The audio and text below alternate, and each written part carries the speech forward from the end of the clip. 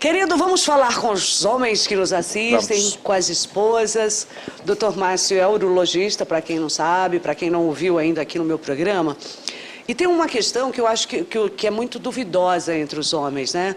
Pintar cabelo afeta a questão sexual ou não, a potência? Tratamento quando o homem faz, toma remedinho para não cair cabelo, isso interfere, afinal de contas? Cristina, você pegou bem o assunto, né? Existe um remédio que se usa para queda de cabelo, né? Na verdade, uma pequena quantidade, chama de finasterida. Esse remédio a gente usa para a próstata também, para diminuir o tamanho da próstata. Mas, infelizmente, esse remédio não está isento de complicações sexuais. Descobriu-se que ele interfere, Cristina, interfere sim. Existem vários trabalhos já colocando essa situação, mesmo em pessoas jovens, isso que é interessante.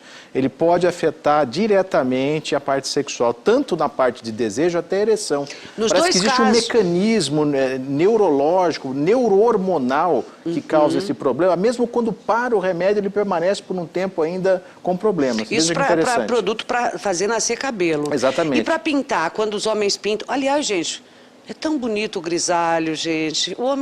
A mulher não fica legal, não, mas o homem grisalho é maravilhoso. E é a opinião da maioria das mulheres.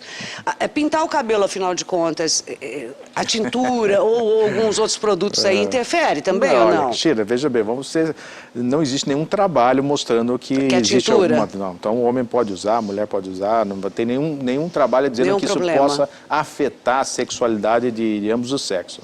Então, tá certo. Por falar em próstata, você tocou no assunto, na questão desse medicamento que é para diminuir o tamanho da próstata.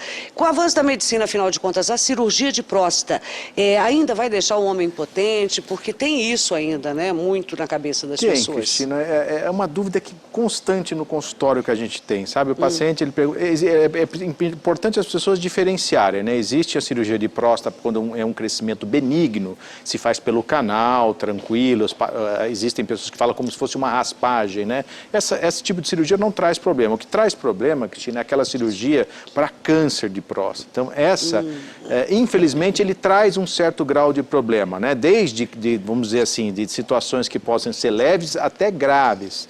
É importante que a pessoa não deixe de fazer a cirurgia por ter como consequência algum problema sexual. Ele tem que fazer a cirurgia porque é a vida que está em jogo, né? Mas o médico tem que procurar o mais breve possível fazer o que a gente chama de uma reabilitação. Imediatamente após a cirurgia, então? O mais rápido possível. Cristina, o pênis pode atrofiar em 1 mês até após a cirurgia. 1 mês. Então não pode deixar para depois. Exatamente. Terminou a cirurgia, voltou para casa, já começar. Ou até antes, Cristina. A reabilitação? Até começar já antes. No hospital? Tá? Já antes, em casa, antes dele operar. Antes da cirurgia. Exatamente, para que a gente evitar essas sequelas. Quando chega uma sequela dessa para nós, ela pode estar de uma fase tão adiantada que realmente a gente não dá para dizer... A sequela que você diz é o quê?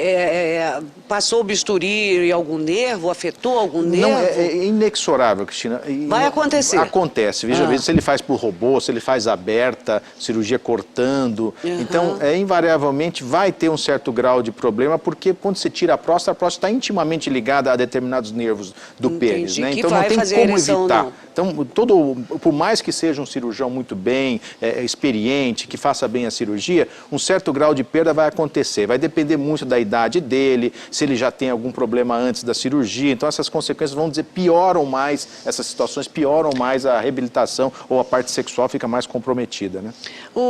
A questão do câncer de próstata, antes do homem descobrir, a questão da impotência está relacionado, ou alguns problemas do homem acabar falhando, está relacionado ao câncer de próstata, ou a pessoa pode ter o câncer de próstata e continuar funcionando beleza?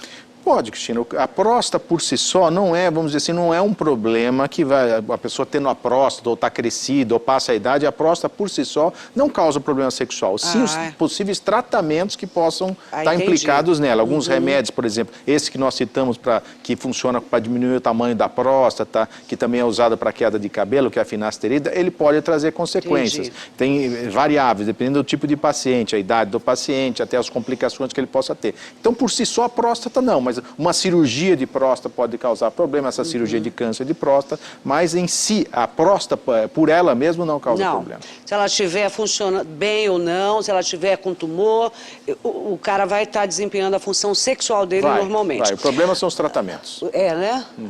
Agora, com relação ao jovem que nos assiste, por exemplo, o jovem tem problema de impotência também?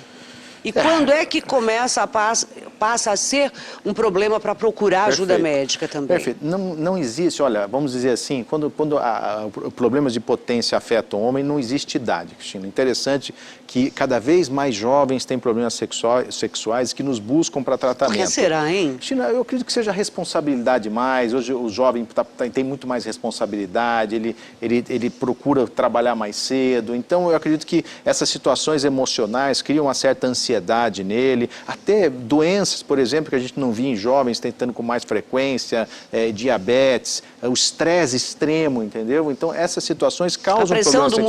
A pressão do mundo moderno, o dia a dia, competitivo, todas essas situações causam uma certa ansiedade, isso vai implicar diretamente no desempenho sexual dele, porque ele tem que estar bem emocionalmente para o seu desempenho, tem que estar tranquilo, né? Quando ele está preocupado com uma determinada situação, emprego, família, vai repercutir de uma certa forma. O mais importante é procurar ajuda, discutir com médicos, afastar as causas físicas, saber o que está implicando emocionalmente nele, ou seja, fazer um balanço geral sobre a situação. O maior problema acaba sempre sendo a ejaculação precoce para o jovem ou a questão de problema na ereção mesmo? Vem junto, Cristina, vem junto. A ejaculação precoce é extremamente frequente no jovem, né? Então a pessoa não consegue ter, o nível de ansiedade é muito grande, ele não consegue ter controle. Algumas pessoas nem têm, quer dizer, não tem problema de ansiedade, tem ejaculação precoce. Então nós temos que saber distinguir bem cada caso e poder individualizar e fazer o tratamento. Existe tratamento, o importante é sempre buscar o especialista.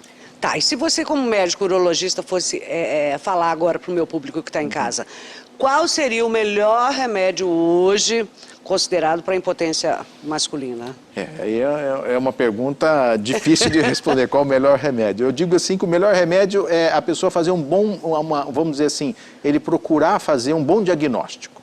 Quando a gente sabe o diagnóstico, a gente usa o arsenal terapêutico melhor. Então pode ser que ele tenha um problema mais grave, ele vai precisar usar vários medicamentos, às vezes é uma coisa mais simples, às vezes são coisas que podem ser apenas conversadas, discutidas, diminuir problemas emocionais, físicos, né? Então não existe um remédio melhor para todo mundo, né? Existe um bom diagnóstico para poder fazer um tratamento, né? Mas hoje o homem tem se preocupado de fato com a parceira, não com ele só. Porque as histórias que a gente ouve das nossas avós era que o senhor, né, dos engenhos, se preocupava apenas e tão somente com o seu bel prazer. Hoje o homem realmente mudou isso ou existe ainda uma ala muito machista que está preocupada em ejacular, fazer seu papel malemar, meio rapidinho, está tudo certo? Você viu o que você falou agora há pouco aqui durante a música, né? O homem tem que ter uma certa atitude. Então, ele tem que se preocupar não só com o desempenho dele, mas também em relação à sua parceira, né?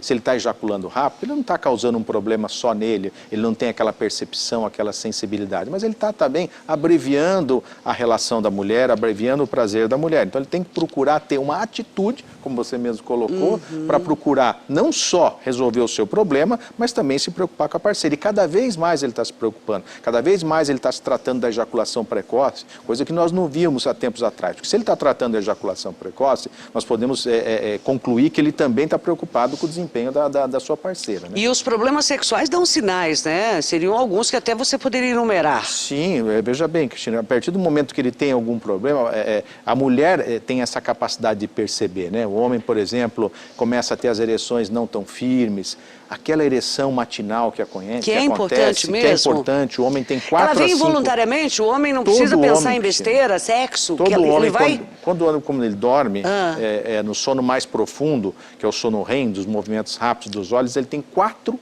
a 5 ereções. Sozinha, a mulher Sozinha. pode... Não precisa brigar com seu marido, jogar fora do quarto, porque essa ereção aí durante a noite, não é que ele está sonhando com aquela bonitona que ele não tem capacidade de ter do lado dele, mas é que é instinto. É natural, então, do corpo? Tem. Assim como mexer os olhos durante a noite dormindo, Exatamente. é natural e involuntário. Está mexendo os olhos, está mexendo o pênis também, porque nessa hora que acontecem essas ereções. É o sono mais profundo, o sono dos movimentos rápidos dos olhos. Então, existem essas ereções. E elas, vamos dizer assim, é um mecanismo de troca. É como se fosse troca de combustível no pênis. Se não está acontecendo isso, não está havendo essa troca de combustível, pode estar havendo algum problema. Já. É um sinalzinho que está errado, ele não está tendo essas ereções, ou ele começa a desempenhar, percebe que não está conseguindo ter uma ereção boa na hora da relação, alterna fases boas e ruins. Ah, tem dia que eu estou bom, tem dia que eu não estou. Procure ajuda, tem que sempre verificar se está começando a ter um problema. Não deixa chegar lá, não deixa ter um problema que chega, que vamos dizer assim, que aprofunde mais. É importante sempre começar a pegar pela raiz, né?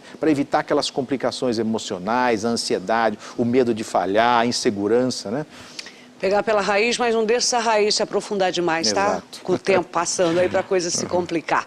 Este é o doutor Márcio de Carvalho, que a gente sempre tem o prazer de convidá-lo para estar aqui nessa orientação, nesse bate-papo bem informal, para você entender que, de fato, há a possibilidade da coisa do seu lado mudar, não é, doutor? Se transformar, porque a medicina não para. Tem atitude, né? Tem atitude. Por favor.